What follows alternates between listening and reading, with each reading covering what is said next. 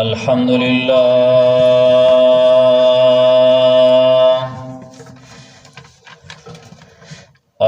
لله الذي أنزل على عبده الكتاب ولم يجعل له عوجا والصلاة والسلام على سيد الرسل وخاتم الأنبياء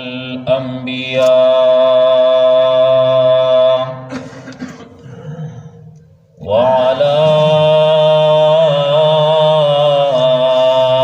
آله وأصحابه الأتقياء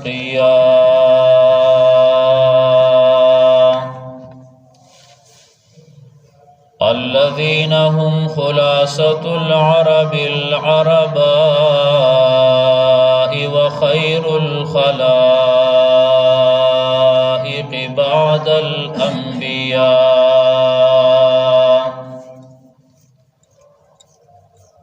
أما بعد فأعوذ بالله من الشيطان الرجيم. بسم الله الرحمن الرحيم.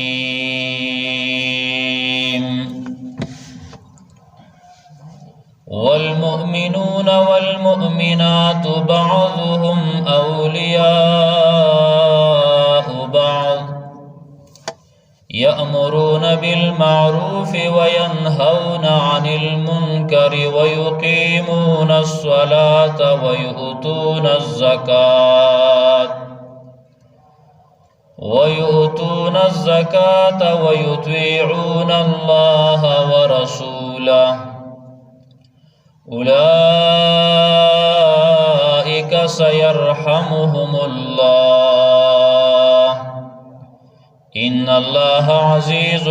حكيم.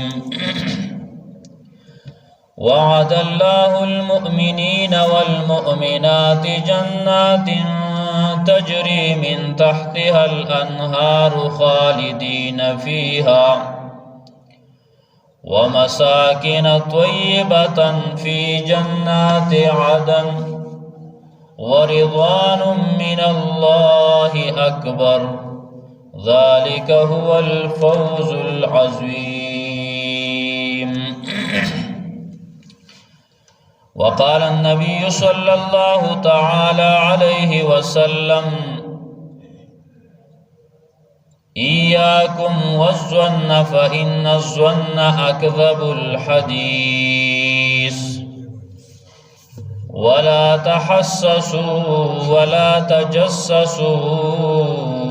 ولا تناجشوا ولا تحاسدوا ولا تباغضوا ولا تدابروا وكونوا عباد الله إخوانا. وقال النبي صلى الله تعالى عليه وسلم لا يحل لرجل أن يهجر أخاه فوق 3 ليال يلتقيان فيعرض هذا ويعرض هذا وخيرهما الذي يبدأ بالسلام. وقال النبي صلى الله تعالى عليه وسلم يا أبا ذر إذا طبخت مرقة فأكثر ماءها وتعاهد جيرانك أو كما قال رسول الله صلى الله تعالى عليه وسلم. سبحان ربك رب العزة عما يصفون وسلام على المرسلين والحمد لله رب العالمين. اللهم صل على محمد وعلى آل محمد كما صليت على إبراهيم وعلى آل إبراهيم إنك حميد مجيد. اللهم بارك على محمد وعلى آل محمد كما باركت على إبراهيم وعلى آل إبراهيم إنك حميد مجيد الله أكبر الله أكبر لا إله إلا الله والله أكبر الله أكبر ولله الحمد زما عزتمندو مسلمانانو اوریدونکو نن د اختر د لوی اختر بهترین ورځ ده او دا هغه ورځ ده چې په دې ورځ باندې الله رب العالمین قسم خوړلې دی د دې د عظمت لپاره د دې د لوی شان لپاره د دې د مرتبه لپاره الله رب العالمین قسم خوړلې دی سورې فجر کې والفجر وليال عشر الله ای زما دې د لوی اختر په سحر باندې قسمی نو عزتمندو د بهترین ورځ ده الله رب العالمین دې زمونږ او تاسو لپاره بهترین وګرځي عزتمندو دې ورځ کې دا به د خوشحالي چې په دې کې د الله رب العالمین نافرمانی ونشي د الله رب العالمین نه بغاوت ونشي کچرتا په دې ورځ کې د الله رب العالمین خلاف کارونه وشي د شریعت نه هټ کارونه وشي د رسول الله صلی الله علیه وسلم خلاف وشي الله رب العالمین ناراض کړل شي نو دا ورځ بیا د خوشحالی نه ده بیا د خفګان ده تاسو په علم کې ده چې کله د یو چا مرتبه اوچتئ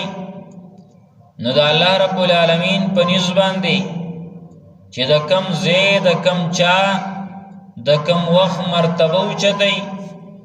نو د هغه ګناه او د هغه ځای کې ګناه هغه هم بیا ډېره غټئ مسجد دی جماعت دی د الله کور دی کبدے کے اللہ رب العالمین پناست باندے اجر ورکئی دلتا پا انتظار باندے اجر ورکئی دلتا پا منز باندے ډیر اجر ورکئی نو دلتا پا گناہ باندے لوی سزام اللہ رب العالمین ورکئی دیو جنا زکا چر دی جماعت مرتبه اوچتا دا دقا شان د لوی اختر دا ورځ د الله په نسبت باندې عزتمند ده د الله په نسبت باندې قدرمن ده د الله په دربار کې د دې ډېره اوچته مرتبه ده خو که چرته په دې ورځ کې د الله رب العالمین خلاف وشي د الله بغاوت وشي نو الله خفه کېږي ډېر د نورو ورځو په نسبت باندې الله رب العالمین خفه کېږي او دا هغه ورځ ده جناب محمد رسول الله صلی الله علیه وسلم فرمایي و اے مسلمانانو په دې باندې د شریعت مطابق خوشحالي وکړئ د شریعت د حدودو کې دننه خوشحالي وکړئ فإنها ایام اکل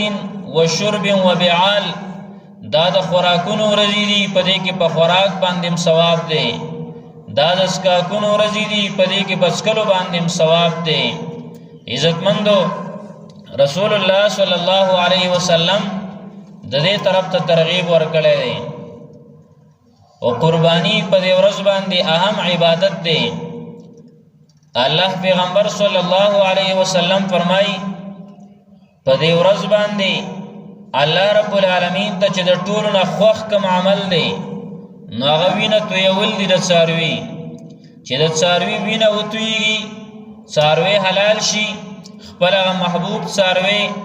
هغه حلال کړل شي د الله رب العالمین په نسبت باندې د الله رب العالمین په دربار کې د دې قربت دغه ثواب هغه د نورونو اوچت دی او عزتمندو نبی علیہ الصلوۃ والسلام نے صحابی تپوس کړه زید ابن ارقم رضی الله تعالی عنہ فرمایي وې موږ د نبی علیہ الصلوۃ والسلام نے تپوس وکړه اې د الله پیغمبر صلی الله علیه وسلم ما هذه الاضاحی یا رسول الله اے دا اللہ پیغمبر صلی اللہ علیہ وسلم دا قربانی منگ ولی کو دا دمرا چاروی ولی حلالو اې د الله پیغمبره څه وجه ده چې دا دومره څاروي لالو؟ نبی علیہ الصلوۃ والسلام ورته وایي سنت ابیکم ابراهیم علیه السلام، دا ستاسو د پلار ابراهیم علیه السلام طریقه ده. صحابه کرام وایي فما لنا فیها یا رسول الله، اې د الله پیغمبره زمونږ د پاره پدی باندې څه اجر دی، زمونږ د پاره څه ثواب دی؟ نبی علیہ الصلوۃ والسلام وایي بكل شعرة حسنه، پار اختبان دی یو نیکی ملاویږي. صحابی تپوس کوي د الله پیغمبره په هغه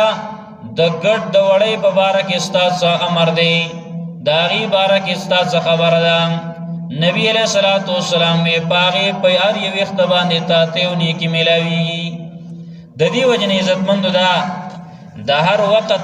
خپل اعمالي په دې وخت کې اوس که تا باندې قرباني لازم ده او ته د سلو څاروو قیمت هم چاله ورکې او ته یاره په دې غریبانانو به تقسیم کما او یاره قربانی ولې کوم خو په دې باندې به ډېر شی ګډان والم، ډېر شی په دې باندې به غټ څاروي واخلم، ډنګر به واخلم او دغه چې اخلم د هغې په ځای باندې د هغې قیمت به زه غریبانانو له ورکم او د هغې د راشن بندوبست به وشي، د هغې د خرچې بندوبست به وشي. الله یې نه قبلوي ځکه الله رب العالمین ته په دې ورځ باندې د ټولو نه لوی عمل، الله رب العالمین ته خوښ عمل هغه د څاروي وینه تویول دي په اخلاص سره د الله رب العالمین د رضا دپاره او د ابراهیم علیه السلام دغه طریقه. خو زما عزتمندو ابراهیم علیه السلام صرف یو ګډ نه ولال کړی، ابراهیم علیه السلام د خپل زندګۍ هر یو خواهش قربان کړو. ابراهیم علیه السلام د خپل زندګۍ هر منټ هر سیکنډ الله رب العالمین لور کړو، دا هر منټ الله رب العالمین لور کړو، هر سیکنډ الله رب العالمین لور کړو. د کافرانو دا غینه بایکاټ کړو، اگر چې دا پلار خپل پلارې هغه چون کې هغه کافرو هغه د خپل پلار نم بایکاټ کړی دی، خپل رشتہ دارانو نم بایکاټ کړی دی دا الله رب العالمین د رضا دپاره. او ټولو ته आवाज وکړه که کفر نه پرېږدئ، شرک نه پرېږدئ، بېدیني نه پرېږدئ، زما ستاسو ټولو نه بایکاټ دی. عزتمندو دا اهمه مسله ده په دین کې د ولا او د برا چې د الله رب العالمین د رضا دپاره چا سره محبت کول او د الله رب العالمین د رضا دپاره چا سره دشمنی کول. دشمنی به هم ستا د الله دپاره وي، دشمنی به هم ستا د دین دپاره وي، دشمنی به هم ستا په دې چې د قرآن خلاف ولیکې، دشمنی به هم ستا په دې چې د جماعت خلاف ولیکې، دشمنی به ستا په دې باندې چې د الله خلاف ولیکې، د پیغمبر خلاف ولیکې، او دوستی به هم ستا په دې باندې اله به ته کامیابې. عزتمندو په دې موقع باندې داسې چې څنګه منګه قربانی کوو د څاروي په دې فضایل ماشاءالله منګه اورېدلي نن په هغې کې نه ځو. دغه قربانی چې څنګه منګ دا څاروي حلالو په دې کې به عزتمندو د دې سره سره منګه خپل هر خواهش قربانی کوو، منګ به خپل هغه تکبر باندې چاړه راکاږو، منګ به په حسد باندې چاړه راکاږو، منګ به په هغه بغضونو باندې په هغه دشمنو باندې چاړه راکاږو، هله به من کامیاب یو. دا یوازې د قربانی د څاروي نه ده چې څاروی به من حلال کو او بس خبره ختمه شوه. نه عزتمندو په دې کې ډېره غټه فلسفه ده، په دې کې ډېره لویه فلسفه ده، په دې کې ډېر لوی حکمت دی. یوازې څاروی حلالول نه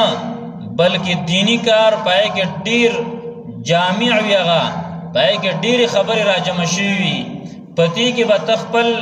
تکبر حلالې، خپل حسد به حلالې، خپل بغض او دشمنی به حلالې چې دا هر څه زه ختم کم، زه عاجزي په ځان کې پیدا کم، تکبر د ځانه لرې کم، مسلمان ته زما زړه هغه سپین شي، زما زړه ورته صفا شي، آل به عزتمندو په دې باندې من کامیابیږو. رسول الله صلی الله علیه وسلم چې سویل دي دا غي پابندي وکړو. عزتمندو نن یو څو بیماری داسې دي چې هغه ډېرې زیاتې عامې شوي دي. هغه بیماری زمونږ روحاني بیماری دي، هغه بیماری زمونږ روح ته لګېدل دي، د هغې زمونږ د جسم سره تعلق نشته، زمونږ روح ته لګېدل دي. دوه قسمه بیماری انسان ته لګي، ځکه موږ جوړ د دوو شیزونو نه یو. یو جوړ یو عزتمندو زمونږ د جسم دی، دویم جوړښت زمونږ د روح دی چې روح او دا جسم یو ځای شوي دي او د هغې نه انسان جوړ شوی دی. څنګه چې زمونږ د بدن ته بیماری لګي، کینسر لګي، تبه لګي، یو شی او بل شی بیماریانې لګي، قسمه قسمه بیماری. عزتمندو د هغې د علاج دپاره الله رب العالمین حکیمان، ډاکټران، طبیبان پیدا کړي دي.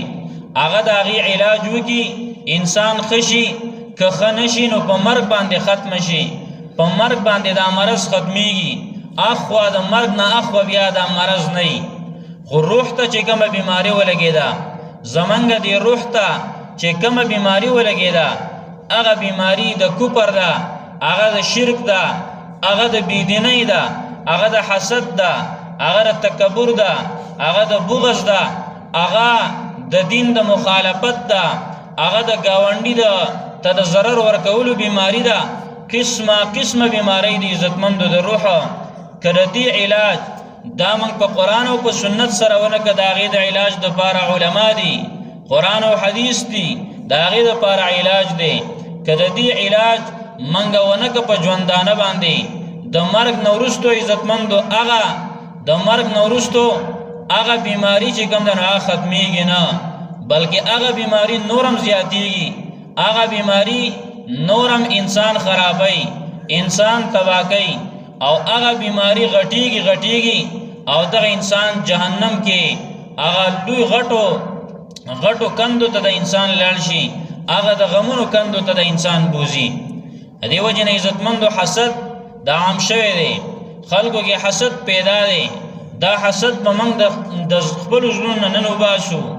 نن چې څنګه دا څاروي حلالیږي او دې څارو باندې موږ چاړه راکاږو، داسې او په خپل حسد باندې چاړه راکاږو. حسد خو هغه بیماری ده، حسد هغه بیماری ده. علماء کرام فرمایي وی الحسد اول ذنب فی السماء، حسد اولنی گناه دا چې په اسمانونو کې شوې ده، اولنی گناه په اسمانونو کې د حسد شوې ده. حسد دې ته ویل کېږي چې پلانکي سردار څه ولیدي، یاره دا پلانکي داسې خوشحاله ولې دی، دا پلانکي دا ژوند داسې ښه ولې دی، دی په زړه کې هغې ته سوځي. نو نبي علیه صلات دغه علماء کرام فرمایي چې حسد چې کوم دی، حسد اول ذنب فی السما،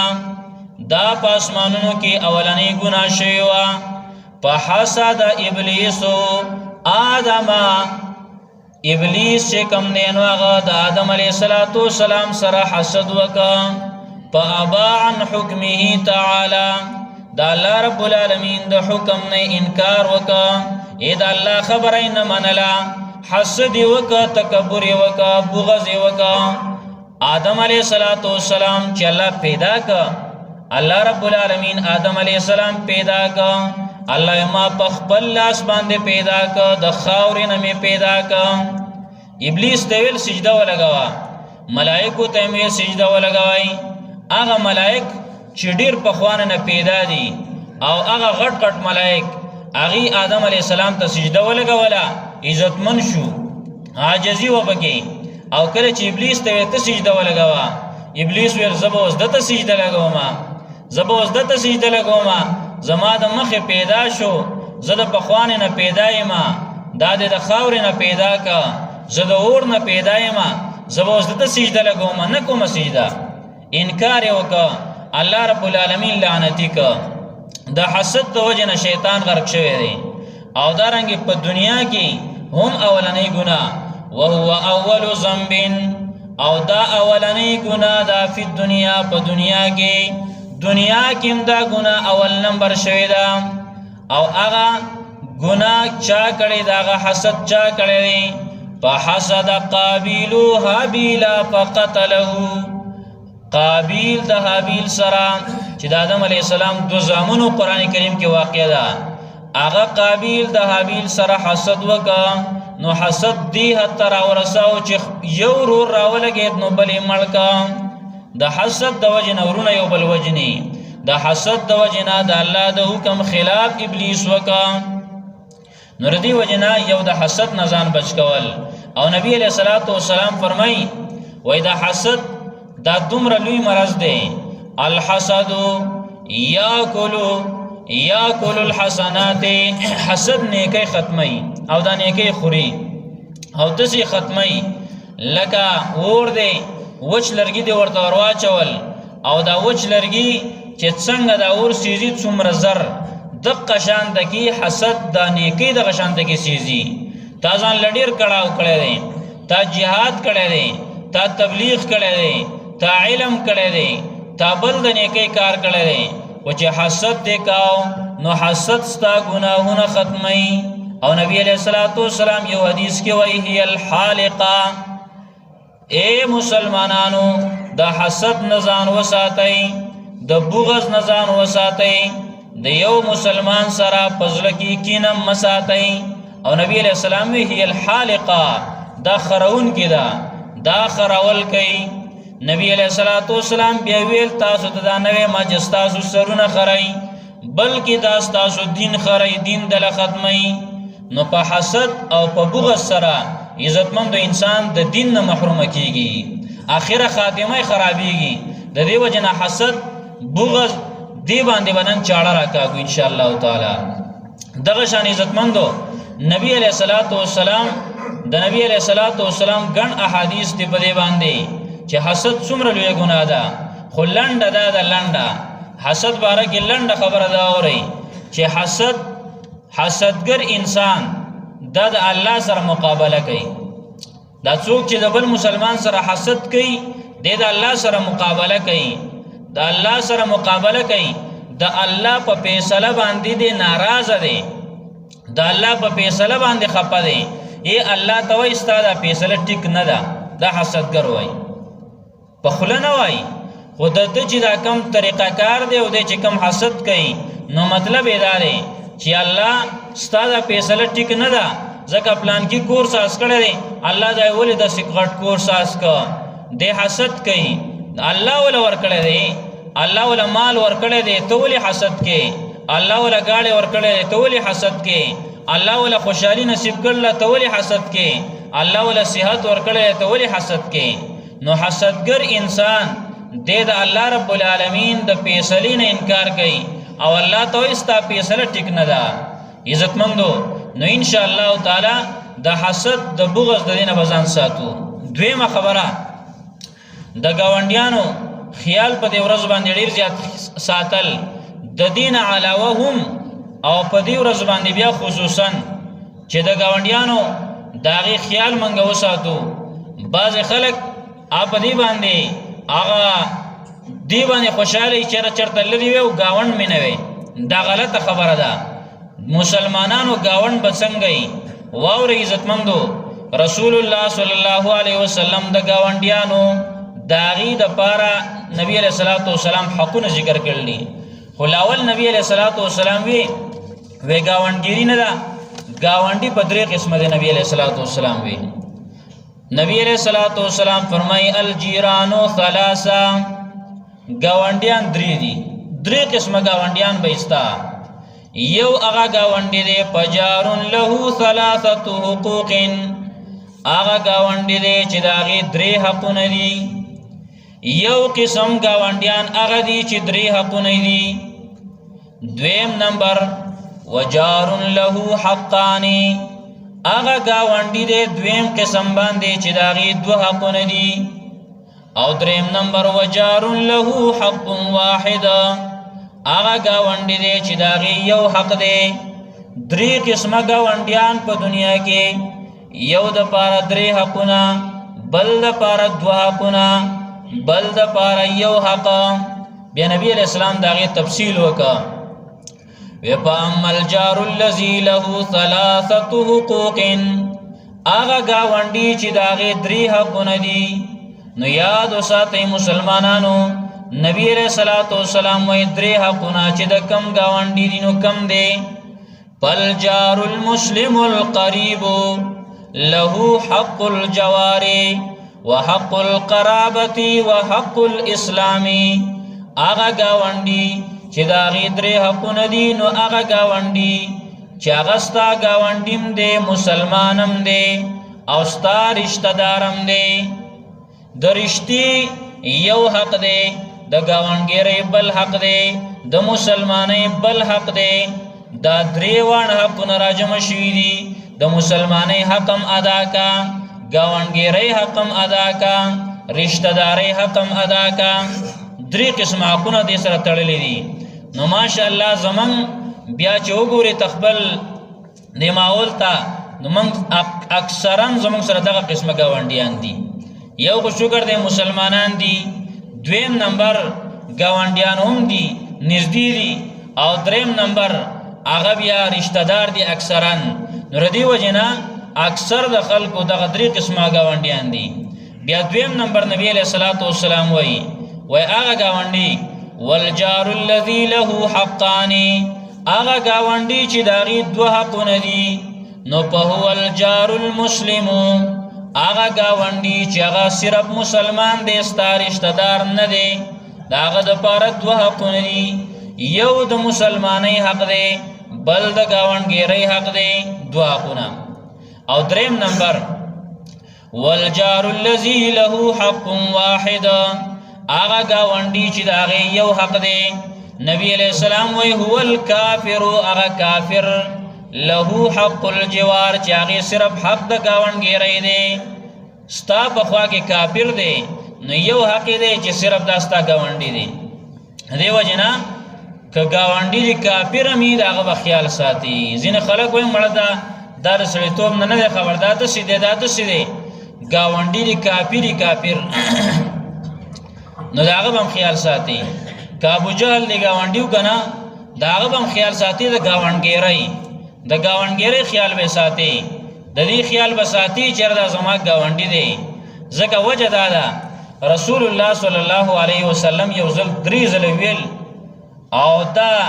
د گاونډي د حقونو باره کې د نبی علیہ الصلوۃ والسلام د پیغامات تاسو شریکوم تاسو واورئ عزتمند دا زمون پیغمبر ویل لخوا صلی الله علیه وسلم نبی علیہ الصلوۃ والسلام یو ځل داسې وایي وی والله لا یؤمن والله لا یؤمن والله لا یؤمن زما دې په الله قسمی مسلمان نه دی زما دې په الله قسمی مسلمان نه دی زما دې په الله قسمی مسلمان نه دی درې ځله نبی علیہ الصلوۃ والسلام وایي مسلمان نه دی صحابي تپوس کوي د الله پیغمبره دا انسان خو تباه دی دا انسان خو برباد دی هغه د الله حبیب هغه د الله دوست د الله نورستو لوی درجه د مخلوق کې هغه د محمد رسول الله صلی الله علیه وسلم دا هغه په درې ځله په قسم سره وایي چې مسلمان نه دی دا خو تباه دی د الله پیغمبر دا څوک دی صحابه مونږ چې څوک بیا دی څه چل به کړی وای نبی علیہ الصلوۃ والسلام تپوس شو قیل من یا رسول الله اے د الله پیغمبر دا څوک دی نبی علیہ الصلوۃ والسلام څوای الذي لا يأمن جاره بوائقه اغه انسان مسلمان نه دی زما د په الله قسمی چې دا غنه گاونډي په تکلیف کې دی دا غنه گاونډي په امن کې نه دی اغه نه گاونډي ته تکلیف دی نبی علیہ الصلوۃ والسلام فرمای اغه مسلمان نه دی نن به منګور ځانتا آیا زمانه گاونډي خو تکلیف کې نه دی آیا زما د وجه نه گاونډي ته تکلیف خو نشته نارینه بم ګورو زنانه بم ګورو عزتمندو کدا وا نو د الله د پیغمبر خبره درې ځله قسم خوري درې ځله دا د پیغمبر خبره د عامه خبره نه ده نبی علیہ الصلوۃ والسلام دا ویلی دي یو ځل نبی علیہ الصلوۃ والسلام دا ویلا ومن اغلق بابه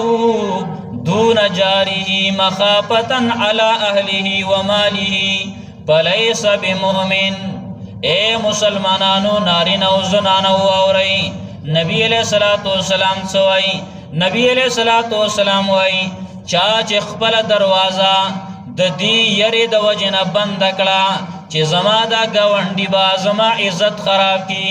زما دا گاونډي با زما مال هلاک کی نبی علیہ السلام و یاد وساتئ هغه مسلمان نه دی چې داغه نه گاونډي په خطر کې دی داغه نه گاونډي په یاره کې دی نبی علیہ السلام وای په دې یری دروازه بند کړه چې اسنه گاونډي مې دی دا گاونډي زما عزت خراب کی دا گاونډي زما مال خراب کی فلیس بمؤمن دا د مفتیانو د مفتی فتوا دا د امام اعظم فتوا دا د محمد رسول الله صلی الله علیه وسلم فتوا دا نبی علیہ الصلوۃ والسلام وای فلیس بمؤمن دا مسلمان نه دی چې گاونډي د دنه دومره یریږي چې خپل دروازه داغه د یری د وجنه بندي زکه گاونډي خو دیلو چې دا انسان کور کې نه او دغه د کور خیال ساتي داغه د مال خیال ساتي داغه د عزت خیال ساتي او چې یره د دنه دا نو دا مسلمان نه دی د دې وجه نبی علیہ الصلوۃ والسلام دا ویلو چې هغه انسان چې یو بار د چا عزت خرابوي او یو هغه انسان دی چې گاوند کې عزت خرابوي هغه زنانو ته په بد نظر باندې ګوري نبی علیہ الصلوۃ والسلام وایي بهر چې کومه زنا د انسان کړله او گاوند کې کړله د گاوند هغه 80 درجه د چند ګناه ده 80 درجه نبی علیہ الصلوۃ والسلام له یو صحابي راغی د الله پیغمبره دا بل حدیث ووري نبی علیہ الصلوۃ والسلام له صحابي راغی اے د الله پیغمبره ان فلانتن تذکر بکثرت صلاتها وصيامها وصدقتها د الله پیغمبره یو زنانه دا پډیرو منځونو مشهور ده پډیرو روزو مشهور ده پډیرو صدقو مشهور ده او دا حکم یوازې د زنانو نه دی خو د سړوم دی نو ګور عام دی حدیث نبی علیہ الصلوۃ والسلام ته ویل شو انسان دی هغه انسان هغه په منځونو کې مشهور دی خلق ویل ک دومره منګزارې لک پلان کې ډیر منځونو باندې مشهور دی په ډیرو صدقو باندې مشهور دی ډیر صدقې ورکي او نبی علیہ الصلوۃ والسلام ته د الله پیغمبره ډیرو په ډیرو روزو باندې مشهور ده زنانا ډیری روزي نسی نو حدیث عام دی دی تبم کې چې ګوره منګه یو انسان په تبلیغ کې مشهور دی ډیر تبلیغونو کې وخت لګای یو انسان په جهاد کې مشهور دی غټ مجاهد دی یو انسان په خدمت خلق کې مشهور دی یو انسان په علم کې مشهور دی غټ شیخ القرآن او شیخ الحدیث دی خو نبی علیہ الصلوۃ والسلام نه تاسو شو اے د الله پیغمبره یو مرض په انسان کې په دغه زنانه کې دی غیر انها تؤذي جيرانها بلسانها دغه زنانه نه گاونډیان په تکلیف کې دي داغي د جبې د ضرر نه گاونډیانو ته تکلیف دی نبی علیہ الصلوۃ والسلام فتوا ولګولا دا زما فتوا نه ده د بل مفتی فتوا نه ده د یو شیخ سے فتوا نه ده بلکې د الله د پیغمبر د الله د حبیب د امامانو امام د عالمانو عالم د مفتیانو مفتی هغه امام الانبیاء د پیغمبرانو امام دا هغه فتوا ده نبی علیہ السلام وایي هي پناری دا بور تزي زکا دغه گاونډي دغه خیال بساتي هغه گاونډي دغه بارک نبی علیہ الصلوۃ والسلام صحابه کرام فرمای وای نبی علیہ الصلوۃ والسلام ویل پخپل نبی علیہ السلام وای نبی علیہ السلام پخپل وای دا زانه نه مده گاونډي دومره حقونه دي نبی علیہ السلام وای ما زال جبريل یوسوینی جبریل علیہ الصلوۃ والسلام بار بار ماته د گاونډي خبره راوړي اے پیغمبره د گاونډي دا حق دی اے پیغمبره د گاونډي دا حق دی جبريل اسلام په بار راته چا برالیګ الله وای زه ویریدم چې اسنه چې دا گاونډي په میراث کې شریک کی دومره خبره راوړي ماته جبريل علیہ السلام چې ما کې دی شي چې دا موږ دا په میراث کې شریک کی نبی علیہ الصلوۃ والسلام دا خبر اوکللا دارنګ نبی علیہ الصلوۃ والسلام د گاونډیانو عزتمندو نبی علیہ الصلوۃ والسلام داغي حقونه بیان کړلی یو صحابي تپوس وکړه د نبی علیہ السلام نه د الله پیغمبره د ګاونډي لمن کم حقونه ورکړو لږ لږ راته رسي ووایه د ګاونډي حقونه نبی علیہ الصلوۃ والسلام ته وی اتدری ما حق الجار اے د الله پیغمبره د ګاونډي حق څه دی نبی علیہ السلام ورته یو شمار ک یو ورته نبی علیہ السلام وای اذا استعانک فاعنه کله چې دا ګاونډي ستانه مدد وغواړي مدد یې وکا دویم ورته وای اذا استقرضک فاقرضه کله چې دا ګاونډي ستانه قرض وغواړي مجبور دی او ستا وس کیږي نو قرض ورله ورکا نبی علیہ الصلوۃ والسلام دریم بیان کا و اذا افتقر عدت علی کله چې دا مجبور شه نو تلاړ شه داغه اسی تپوس مپوس وکا ک روپۍ در سره نه نبی علیہ الصلوۃ والسلام څلورم حق بیان کا و اذا مرض عدته کله چې بیمار شي نو داغه تپوس لورشه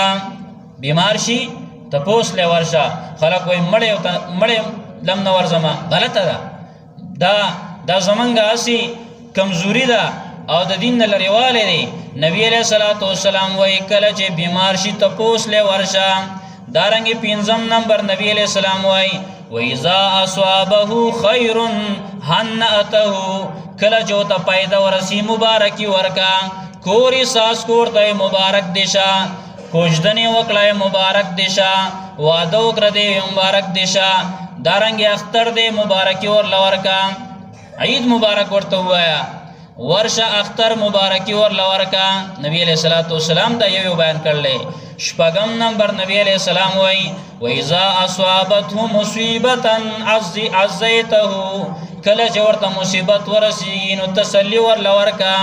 وم نمبر نبی علیہ السلام وای و اذا مات اتبعت جنازته کله چې مړ شي نو د هغې د جنازې مونځ وکا او اتم نمبر نبی علیہ السلام وای ولا تستطول عليه بالبنيان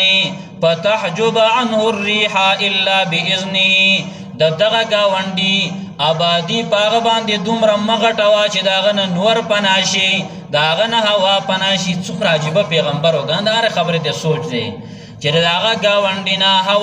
هوا بند شي داغه گاونډي نه داغه نور پناشي نو داسې مکوا دومره اوږده آبادی ما جوړوا ها داغه په اجازه سره جوړول شي او بیا نبی علیہ السلام وی ولا تؤذيه بقطار ريح قدرك الا ان تغرق له منا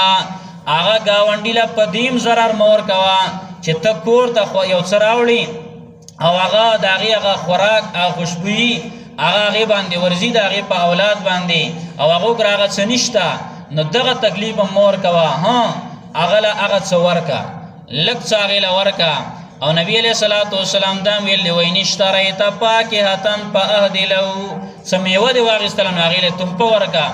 د شمارل لنډه دا چې گاونډي سره ډیر خیسته سلوک کول او نبی علیہ الصلوۃ والسلام دا فرمایل ابو ذر ته و اے ابو ذر رضی اللہ تعالی نبی علیہ الصلوۃ والسلام وای یا ابا ذر اے ابو ذر صحابی دے بہترین صحابی اے ابو ذر اذا طبخت مرقه فاكثر ماءها وتعاهد جيرانك کله چې ته ځان له څه پخلی وکې خوراک ځان له راوړې نو دغه خوراکه کې که غوښه در راوړ ده لږ په دې کې اوبه زیاتې که او دغه ګاونډي سره مدد وکړه خیر دی اوبه پکې لږې زیاتې که ګاونډي له ورکړه نن د دې خیالونه نشته عزتمندو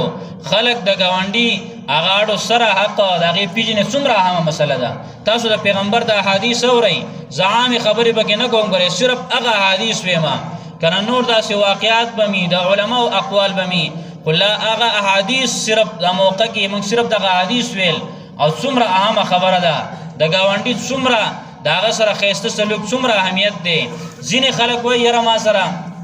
ما سره هغه چې کوم دی نو هغه زه ورسره ښه کوم خو هغه نه کوي غلطه خبره ده ګوره غلطه ده که ته ورسره ښه کوې اکثر خلک عامه پښتو کې وایي ټپ د یو لاس نه نه خیږي ټپ د یو لاس نه نه خیږي پلپ د یو لاس نه نه خیږي بلکې دواړه خامخا دا یو ځای شي او بل مثال عزتمندو شیخ صاحب یو مثال ویلو هغه ډېر ښکلی مثال و هغه وی چې ګوره ټرانسفارمر دی د هغه واسطه ده هغه چې کله تار راغلی دی دلته بلب ته د بلب سره هغه ټچ شوی دی نو دا بلب اله رڼا کوي. اوس که دا تار کټ شه ټرانسفارمر دی ډېر ښه یو ډېر غټ دی خو چې تار دلته کټ شوی دی نو دا بلب رڼا نشي کولی. یا دا بلب ټیک ټاک دی تار د دې ځای نه ښه دی هلته ټرانسفارمر چې کوم دی نو هغه خراب دی بلب ټیک ټاک دی نو بیا هم دا چې کوم دی نو د دې یو بل سره واسطه نشته دی او دې وجې نه دواړه طرفونو ته چې کله یو خو نو بل ته به د هغې کنیکشن ځي یو انسان خو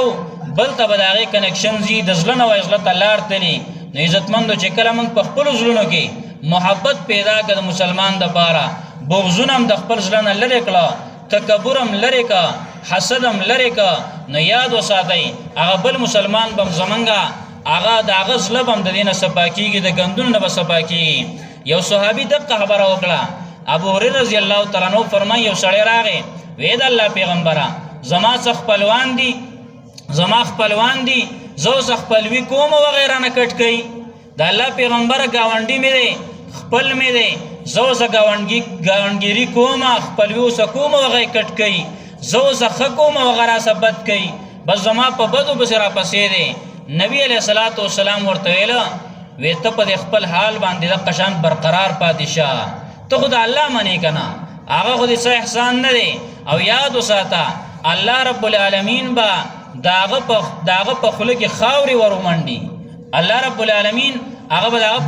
په خوله کې خاورې ور واچوي او تا سره به د الله رب العالمین د طرف نه یو امدادي الله به تا سره ډېر غټ مدد کوي او ته په هر ځای کې کامیابې ته به هر ځای کې عزتدارې. عزتمندو نبی علیه الصلاۃ والسلام دا ویلو وی د یو مسلمان دپاره دا حلال نه دي چې دا د 3 ورځو نه بل مسلمان سره خبرې بندې کړي ګاونډي دی او که ګاونډي نه بغیر دی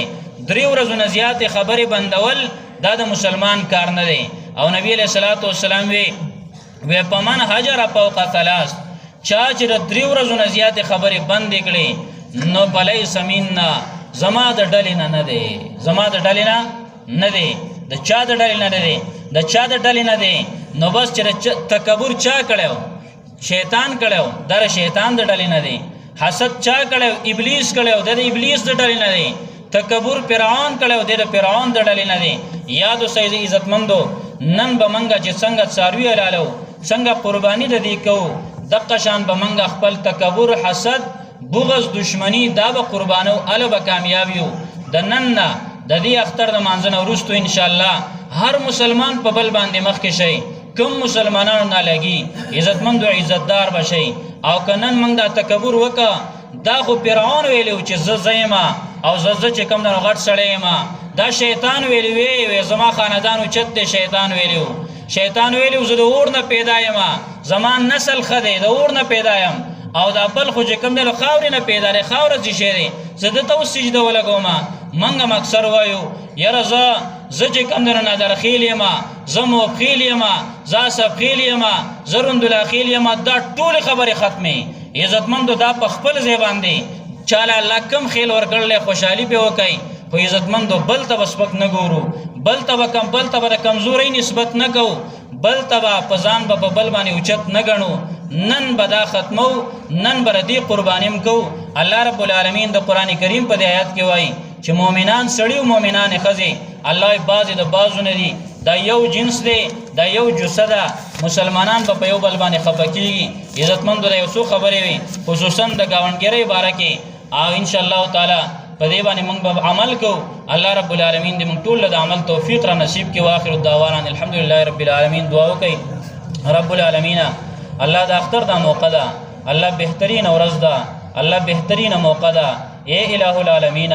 الله مسلمانان الله د څارو قربانی وکي یا الله ته قبول کړي الله اے الہ العالمین الله د دې سره د حسد الله د حسد قربانی مونږ ته نصیب کا الله د تکبر د حلالولو مونږ ته نصیب کا الہ العالمین تمام روحانی او جسمانی مرزونه زمونږ ختم کا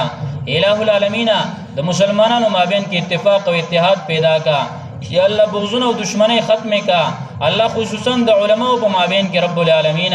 الله شیطان دا سودا صرف مليانو لراوړلا اے الہ العالمین دغه بغضونه او دشمنی ختم کا الله په قرآن او په سنت باندې یو کا الله نن هر یو کېدل غواړي الله هر یو وای موږ اتفاق غواړو هر یو وای موږ یو کېږو خو الله هر یو وای زما ډلې تراشه زما فرقې تراشه ال به یو شو یا الله داسې خلق پیدا کا چې وای قرآن او حدیث تراشه چې یو شو یا الله داسې خلق پیدا کا الہ العالمین داسې اخلاص پکې پیدا کا الله را تفریقی دا ډله بازی دا ختمه کا اے الہ العالمین دا دشمنی ختمه کا الله د عوام مابین کې کوم اختلافات دي ختمه کا الله د حکمرانانو مابین کې کوم اختلافات دي ختمه کا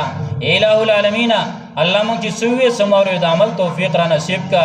الہ العالمین خصوصا زمونږ ملک پاکستان الله چې د اسلامي ملکونو رهبری به کولا الله چې د اسلامي ملکونو مشري به کولا الہ العالمین چې د اسلام یو قلا بلل کېدا الله چې د اسلام یو خدمت پکې کېدا الله په تمام دنیا کې الله د دعوت تبلیغ په مهنت کې مخ کړي الہ العالمین مدارسو کې الله مخ کړي د ټولي دنیا نه زیات علما په دې کې فارغيږي الہ العالمین د چا نظر به لګېدلې الہ العالمین وخت په وخت باندې په زوال روان دي الہ العالمین ته مرسته وکړه یا الله الہ العالمین اتفاق پیدا کړ دې خلکو یا الله یا رب العالمین داسې مشران پیدا کړه چې دې خیر خوای یا الله الہ العالمین چې خپل منمانی نه کوي اے الہ العالمین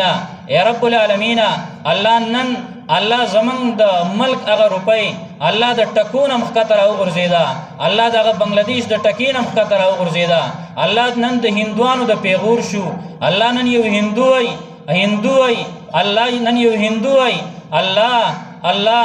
الله غوي چې دغه مسلمانان دغه پاکستان دا زمونږ د دشمنی لایق هم نه دی الہ العالمین الله مسلمانانو کې جذبه پیدا کا الله مسلمانانو کې اتحاد پیدا کا الله په دې ملک باندې خصوصي رحم وکړي الله د اسلام یو قلعه اساسه کا الله اسلامی نظام پکې راواله الہ العالمین د نظام ټیکا الہ العالمین خیسته مشران ول پیدا کا الہ العالمین الله د دې هر فرد الله مخلص جوړ کړه د وطن سره د ملک سره الہ العالمین د اسلام سره الله اول مسلمانی دا بیا وطن دی اے الہ العالمین دا د دین د پاره او قلا دا د اسلام د پاره او قالب دی الله ته پر رحم وکا الہ العالمین زمون گناهونه معاف کا الله څومره مسلمانان دی الله زما आवाज اوري اے الہ العالمین دا ټول پزلونه کې واچوا الہ العالمین الله چې څومره دشمنی دي چې ختمه کی الله یا الله تیز نرم کړي الله زونه غستا په قبضه کې دی الله زونه غستا په اختیار کې دی الله د مسلمانانو سوس نرسي الله د انسانانو سوس نرسي الله اے الہ العالمین الله د دې د زونه نرم کا الله د زونه سخواله زمون ختم کا الہ العالمین محمد رسول الله صلی الله علیه وسلم چې د امت لپاره د خیر کمی دعاګانې کړل ټول خیرونه موږ لراکا نبی علیہ الصلوۃ والسلام چې د کوم شرور او فتنو نه بچاو سوال کړل د امت لپاره دا غینه موږ له بچاو را نصیب کړي الله الہ العالمین زمون په دې کلی باندې خصوصي رحم وکړي الله څومره دشمنی دي ختمه کړه الله د مسلمانانو مابین کې اتفاق پیدا کړه الله د غیبتونو نه بچ کړي الله الہ العالمین دشمنونو نه بچ کړي الله د یو بل خیر خواهان جوړ کړه الله مشران الله کشران د مشرانو تابعدار جوړ کړه الله مشران په کشرانو شفقت کوونکې جوړ کړي الله د زنانو عزت الله محفوظ کړي الله الہ العالمین الله د نوجوانانو د الکانو عزت محفوظ کړي الله اے رب العالمین الله ټول الله دیندار کا الہ العالمین الله ټول مخلصین کا الله د خپل د کلی سره مخلص کا الله الہ العالمین الله د هر څه سوچ او فکر اوسه پیدا کړ رب العالمین او الہ العالمین الله په هیڅ څه کې الله مونږ مذلیل کوا الله مونږ مسپکوا الله د عزتدار کړه خلق الله ډیر عزتدار دی الله عزتدار کا الہ العالمین الله څومره دعاګانې چې موږ مخکې کړلې هغه مراله قبول کا وسم کمه وکړې دا مراله قبول کا سم نه غوښتلې او زمونږ د پاره پکې خیر یا غمره لراکا الہ العالمین الله موږ د قبر د عذاب نه وساته الله یا الله موږ د جهنم د لمبو نه بچ کړه الله الہ العالمین خپل صراط باندې د لویدل نه موږ بچ کړه الله عمل نامه په ګس لاس کې د ملاویدو نه موږ بچ کړه الله یا الله د محمد رسول الله شفاعت را نصیب کړه الله د حوض کوثر برات نصیب کړه الله اے الہ العالمین یا الله هغه پر موږ مرګ مراولا سو پر چې تر راضی شوی نه یا الله تر ناراضی شه الله تر